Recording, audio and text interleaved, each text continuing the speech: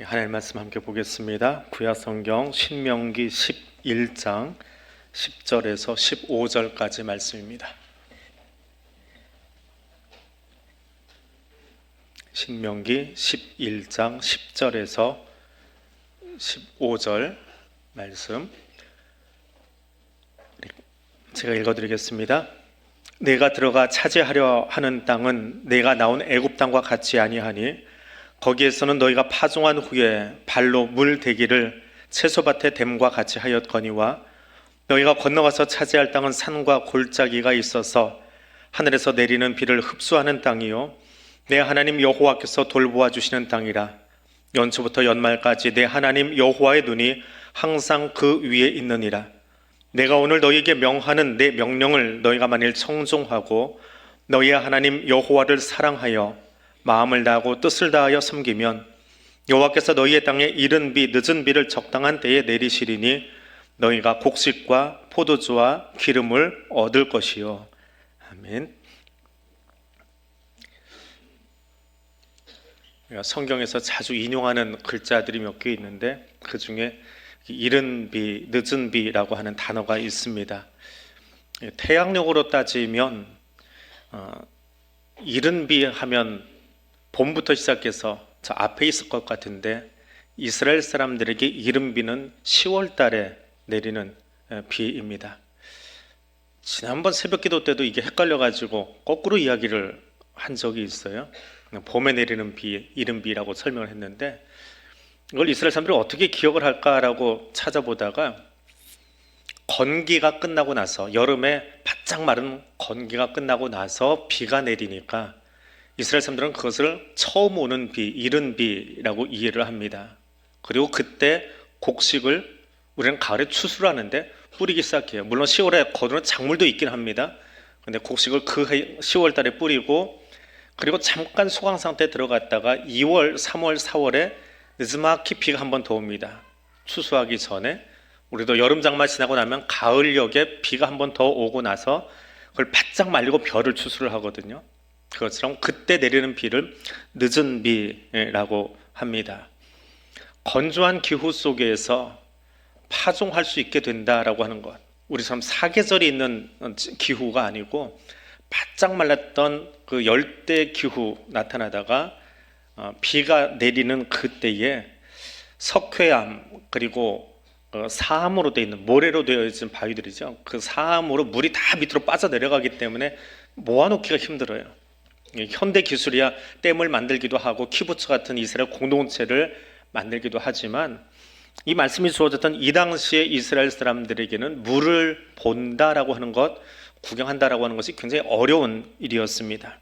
오죽하면 이삭 때는 우물 하나 가지고 온 동네가 싸움이 일어날 정도로 누가 찾았든지 간에 힘센 사람이 그걸 차지해버리고 내쫓아버리는 그런 일들이 비일비재했던 것, 그것이 이스라엘입니다. 이스라엘의 역사를 쭉 훑어보면 성경을 보면 비단 이 비만이 아니라 우물도 시내도 그들에게는 인생의 굴곡진 부분들, 힘들고 어려운 부분들을 설명해 주는 그런 요소이기도 했습니다. 우리나라의 사계절이 뚜렷하지만 비가 없는 그곳에서 이른 비, 가을에 오는 비, 그리고 늦은 비, 봄에 오는 비는 굉장히 소중한 자원이고요. 또 그 비가 늦게 내리거나 혹은 너무 많이 내리면 추수를 할 수 없는 상황이 되어버린다고 합니다. 그만큼 그냥 비 내리는 게 좋은 것이 아니라 비가 언제 어떻게 얼만큼 얼마나 많이 내리느냐, 또 이른 비와 늦은 비 사이에 얼마나 괜찮은 날씨가 지나가느냐, 이게 마치 우리 인생을 들여다보는 것 같아요. 오늘 수료하는 아이들도 있지만 또 수료만 있습니까? 우리 안에서 인생의 시간들을 마무리하는 사람도 있고요. 또 2023년 마지막 주일 지나면서 한 해를 보내는 마음도 있습니다. 아무리 날씨가 좋다 해도, 아무리 우리 인생이 편안하다 해도 이상기후가 있는 것처럼 한겨울에 반바지 입고 다니던 때가 있었잖아요. 불과 한두 달 전에 겨울인데도 반바지 입고 교회로 오는 청년들이 있을 정도였으니까 그런 이상기후만 있는 것이 아니라 우리 인생 자체가 참 이상해요. 다 설명해낼 수 없는 그런 시간들을 우리가 살아가고 있습니다. 그때 우리가 해야 될 일들이 있습니다. 그 첫 번째가 이해할 수 없는 세상 속에서 하나님 바라보는 겁니다. 세상이 이해할 수 없다라고 하는 것, 날씨만 이상한 거예요? 사람들은 이해가 되십니까? 나도 나를 잘 모르겠지만 옆에 앉아있는 사람이 다 이해가 되십니까? 대학에서 나오는 학위 중에 유일하게 없는 학위가 인생학 박사 학위가 없습니다. 인생학은 모두가 박사래요. 서로가 박사 아니라고 하는 사람 없습니다. 너도 나도 박사입니다. 참 다양한 사람들이 모여 있습니다. 날씨가 이상하듯이 사람 관계도 참 이해할 수 없는 일들이 많이 있지요. 내 기분이 어떤지 잘 이해가 되지 않는다. 요즘 제일 많이 쓰는 말이 우울해 그러는데 그거는 우울한 게 느껴지는 거예요. 뭔지 아는 거예요. 근데 이것도 모르는 게 있어요. 이게 우울한 건지 슬픈 건지. 그걸 뭐라고 해요? 멜랑콜리하다 그래요. 저 이게 그냥 어디서 만들어낸 말인 줄 알았는데 우연히 찾아봤어요. 그때 이게 예수님 오시기 400년 전에 만들어진 말이에요. 의학계에서 만들어진 말입니다. 멜랑콜리. 검은색을 의미하는 그리스어가 멜랑입니다. 멜랑. 이게 검다라고 하는 뜻이고요. 콜리라고 하는 말은 여기 담즙이에요. 쓸개의 즙. 그래서 흑색 담즙. 흑색 담즙. 의사분들은 아실 거예요. 고대 의학의 아버지라고 부르는 히포크라테스 선서를 하잖아요. 히포크라테스가 이 흑담즙이 많이 나오면, 요즘 현대의학에서 뭐 그거 가지고 이렇게 설명 안 돼. 옛날 얘기잖아요. 이 흑담즙이 많이 나오면 사람이 균형이 안 잡혀가지고 기분이 멜랑콜리해진대요. 그래서 흑담즙 병이다라고 불렀답니다. 그게 있는 말이에요. 근데 단어가 묘해가지고 우리말하면 꾸리꾸리하다 뭐 그 정도로 설명할 거예요. 멜랑콜리하다. 근데 이 멜랑콜리한 이 기분, 이 우울한 것도 아니고 뭔가 나쁜 것도 아니고 근데 뭔가 좀 찝찝한, 한마디로 설명 안 되는 이 이상한 기분, 이거를요 중세 교회에서는 기도 안 해서 그래 그러고 치부해버렸어요. 영적으로 나태하니까 멜랑콜리해지는 거야. 의사들은 이게 병이라고 얘기하는데 신학자들은 기도 안 해서 그래 그러고 율법적으로 교인들을 정죄해버렸습니다.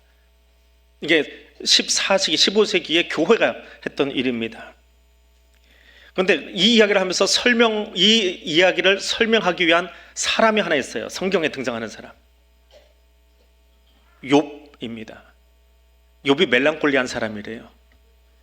중세시대 그렇게 설명했습니다. 근데 이게 나쁜 의도는 아니고 뭔가를 설명해내기 위해서 욥을 끌어내는데, 욥기를 딱 펴면 제일 처음에 욥에 대한 설명 1장 1절에서 나오는데 어떻게 설명합니까? 그 사람은 온전하고 정직하여 하나님을 경외하며 악에서 떠난 자다. 칭찬이 정말 기가 막히죠. 근데 한 번에 끝나지 않아요? 1장 8절에 다시 한번 얘기합니다. 욥처럼 온전하고 정직하여 하나님을 경외하고 악에서 떠난 자가 없다. 2장 가니까 또 이야기해요. 그 정도로 욥에 대한 칭찬이 끊이질 않습니다. 근데 욥은 우리가 잘 아는 것처럼 1장 시작하자마자 상상할 수 없는 곤경에 처해요. 고난의 일들을 당하고 아이들이 죽습니다. 이걸 어떻게 이해할 거냐? 신학의 한 부분에서 신정론이라고 하는 게 있어요. 하나님이 어떻게 우리를 통치하시느냐, 하나님은 어떤 분이냐. 근데 이걸 목사나 신학자나 다 아는 척 하긴 합니다. 아는 척이지 사실 아는 거 아니에요. 알아가려고 하는 거죠. 다 할 수 없어요. 제일 어려운 것이 신정론입니다. 근데 누가 물어보면 아는 척을 해야 돼요. 이거는 모른다라고 해버리면 안 되거든요. 그러니까 어느 정도 설명이 가능한 선까지 설명을 해요. 이게 신정론이에요. 참 어려운 학문입니다. 그걸 대표적으로 이야기한 게 욥인데, 이 욥이 어려운 일을 당하고 나서 하는 이야기가 있습니다. 욥기 1장 21절에서 내가 엄마의 뱃속에서 나올 때 빈손으로 태어났고 죽을 때도 빈손으로 돌아갑니다. 이것을 주신 분도 하나님이시고 거두어 가시는 분도 주님이십니다. 그러니까 내가 할 수 있는 건 하나님 찬양하는 것밖에 없습니다. 엄청난 고백이지요. 1장 21절에요. 욥기가 굉장히 긴 책인데, 그러니까 욥기를 딱 펴면 기가 질려요. 야, 이런 사람을 내가 어떻게 따라가냐. 그러니까 설교할 때는 그래요. 욥처럼 사세요라고 이야기할 수 있는지 모르겠지만 개인적으로 묵상하다 보면 내가 욥처럼 살려면 대체 얼마나 나를 다듬어야 이런 고백을 할 수 있을까. 1장부터 이미 기가 죽어버립니다. 그런데 이 욥이 나하고 정말 다른 것 같은데요. 계속되는 그 어려움, 그리고 친구들도 도와주지 않아요.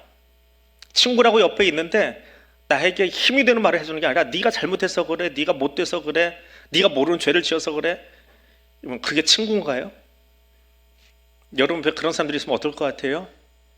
고난이 겹치다 보니까 30장쯤 가면 욥도 낙심해 버립니다. 그래서 1장을 읽으면 나 어떻게 내가 신앙생활을 하지? 내가 목사 맞아? 그러다가 30장 가면 어떤 생각이 들어요? 얘도 똑같네? 욥도 나하고 똑같네? 욥도 나하고 같아. 나만 그런 게 아니잖아. 나만 낙심하는 게 아니야. 욥도 낙심하고 있어. 낙심해서 바닥을 치고 있어. 야, 성경 나온 사람들이 다 나하고 똑같구나. 그런 마음이 들어오기 시작해요. 그러다가 38장에 가서 욥이 하나님의 음성을 듣습니다. 하나님의 말씀을 듣습니다. 하나님이 욥에게 이야기하세요. 내가 땅에 기초를 놓을 때 너 거기 있어 봤니? 내가 땅을 설계할 때 그거 어떻게 설계인지 너는 아니? 이 땅이 어떻게 지탱하고 있는지 너 그거 알아? 지구가 어떻게 우주에 붕 떠 있는지 너 그거 설명할 수 있어? 한번 해봐. 못하잖아. 바닷물이 처음 생겨날 때, 땅에 바닷물이 나오는 것이 처음 생겨날 때 어떻게 바다가 생성됐는지 너 알아? 모르잖아. 그거 누가 했어? 내가 했어. 그 말이에요. 4절에서 10절까지 말씀이. 근데 이 문장을 신약에 와서 단 한 단어로 요약을 해버립니다. 하나님은 어떤 분이요? 창조주가 아니고요. 창조는 창세기에 나와요. 대주제라는 말로 요약을 합니다. 대주제이신 하나님. 이 땅에 존재하는 모든 것들의 가장 위에 주인 되신 하나님. 가장 위에 주인 되신 하나님. 우주를 움직이고 지구를 움직이고 바다를 움직이고 그 기초를 놓으신 하나님.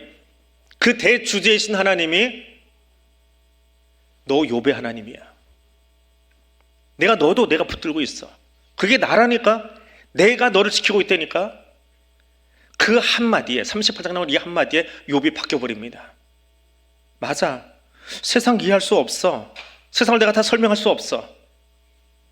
그런데 그 설명할 수 없는 세상을 지금 만드시고 움직이시는 분이 누구예요? 대주제이신 하나님이요. 그 내가 다 설명할 수 없는, 목사인 저도 하나님 다 설명할 수 없어요. 제가 아는 만큼만 설명하는 거예요. 요즘 정말 신나는 게 하나 있어요. 사람 때문에 신나는 게 아니라 성경 보는 게 그렇게 신나요. 제가 소위 목회를 시작하고 이 시간까지 한 30년 됐어요. 그런데 그동안에 설교했던 것보다 요즘 설교 준비할 때가 그렇게 신이 나요. 정말 초등학교 1학년에 처음 막 책 열고 막 신이 나서 책 보기 시작하는 것처럼 성경이 그렇게 새로워요. 새로운 게 자꾸 보여요. 지금까지 30년 동안 무슨 설교했는지 모르겠어요. 요즘 성경 보는 맛이 얼마나 달달한지 몰라요.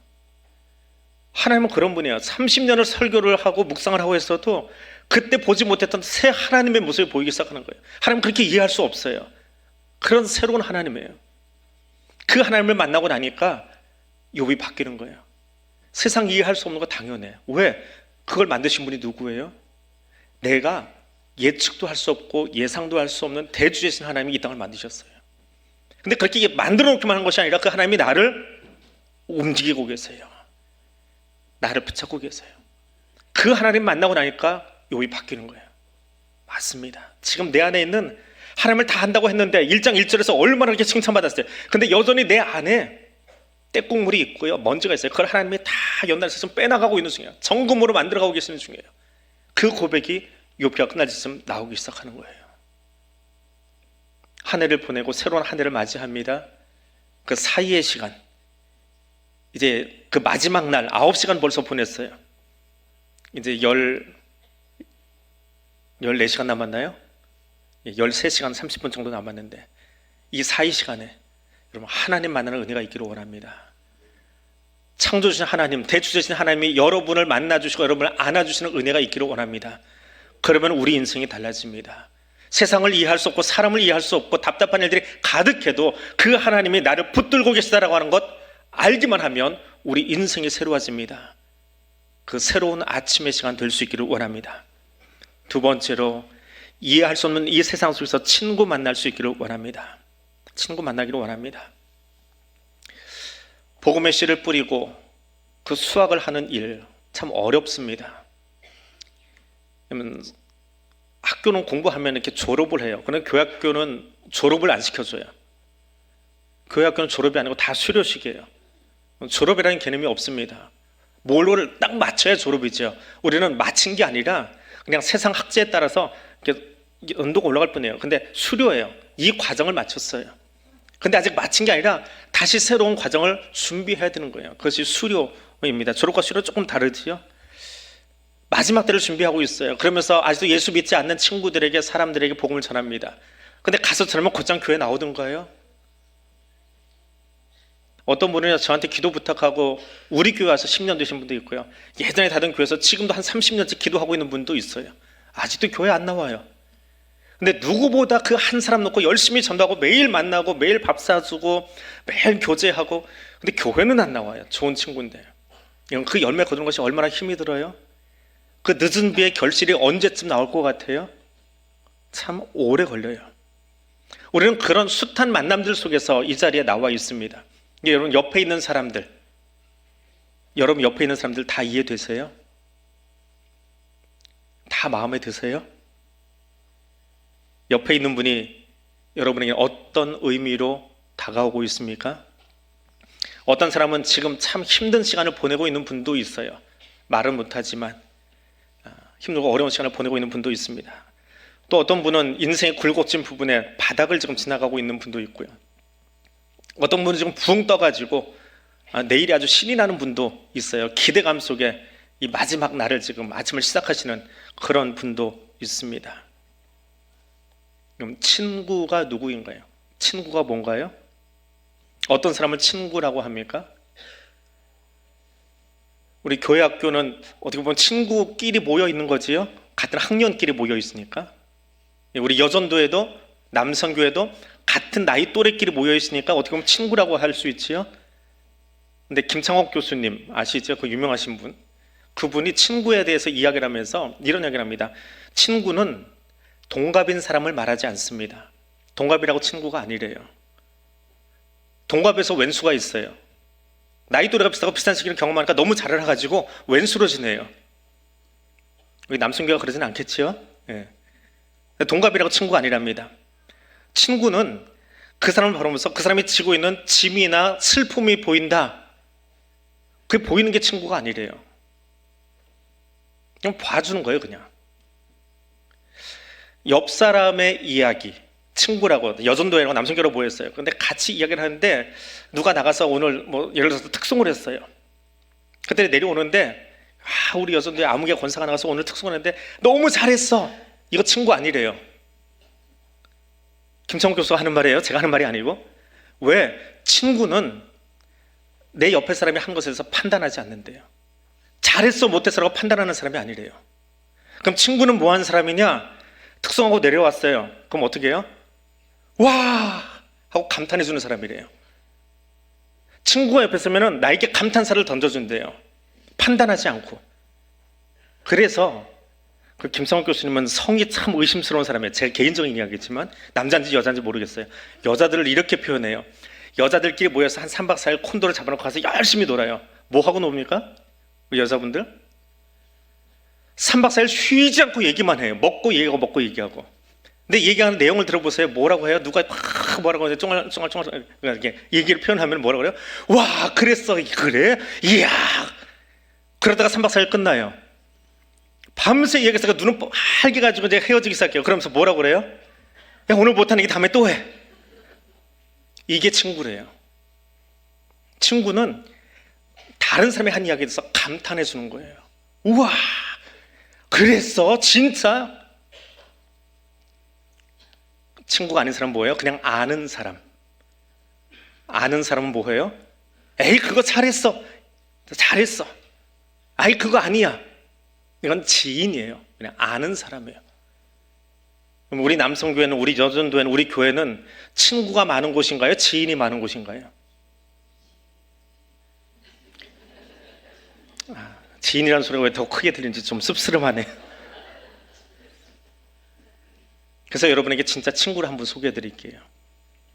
여기 이런 친구가 있습니다. 요한복음 15장 13절에 사람이 자기 친구를 위하여 자기 목숨을 내놓는 것보다 더 큰 사랑이 없다. 예수님이에요. 정말 멋진 친구지요. 간쓸게 내줄 수 있습니다. 아빠가 아프니까 결혼도 안 한 처녀가 자기 배를 찢고 간을 꺼내서 아빠에게 이식을 해줬어요. 그 이식을 끝내고 너무 아파서 떨고 있는 그 딸을 생각하면서 울면서 간증했던 박종호 장로님 기억하시잖아요. 가족도 딸도 아빠를 위해서 간쓸게 내줄 수 있어요. 근데 예수님은 뭘 내주셨어요? 간쓸게가 아니라 생명을 내어주셨어요. 친구를 위해서 생명 내어주셨어요. 사람과 사람 사이에도 재고 따지고, 방금 그 소리가 더 크게 들렸지만 지인이에요 하는데, 지인이 많은 세상이 아니라, 지인이 많은 교회가 아니라 친구가 많은 교회, 친구이신 예수님 만나는 교회 될 수 있기를 원합니다. 그러면 세상이 아무리 이상하고 각박하고 어렵다고 해도 정말 행복한 교회, 행복한 세상이 될 수 있습니다. 사람 때문에 지치고 일 때문에 지치고 피곤한 우리 속에 예수님이 찾아오셔서 친구가 되어주십니다. 그리고 하나님께 들은 그 모든 것을 하나도 빠짐없이 성경을 통해서, 설교를 통해서, 말씀을 통해서 나에게 이야기해 주세요.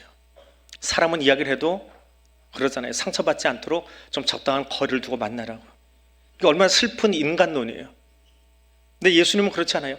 가까이 가면 갈수록, 가까이 하면 할수록 더 좋은 것이 예수님이에요. 사람은 적당한 거리가 있어야 나도 상처받지 않고 너도 상처받지 않고 산다.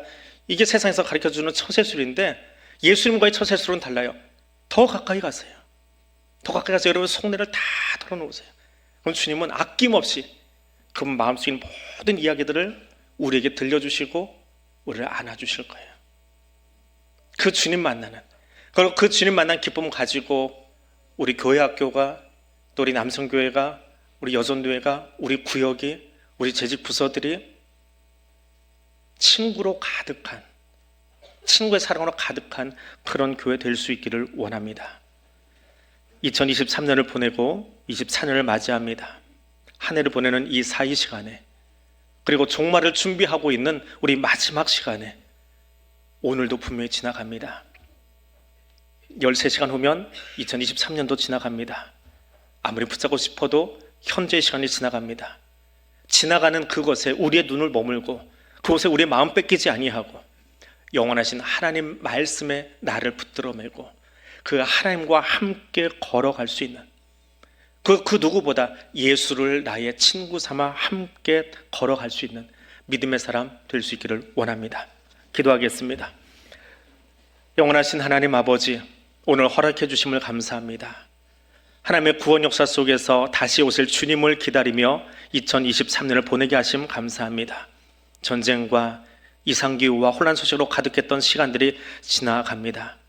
이 시간 우리가 기다리고 붙들 것이 무엇인지 알게 해주시고 변함없는 사랑으로 우리의 친구 되어주시는 예수님만 붙들기를 원합니다. 우리에게 허락하신 삶 속에서 주신 이른비의 은혜뿐 아니라 기다리다 지치고 힘들지라도 친구 되신 예수의 사랑을 믿으며 더디 오는 늦은 비라 할지라도 기다리며 성령과 함께하는 삶 살아가게 하옵소서. 예수님 이름으로 기도드립니다. 아멘.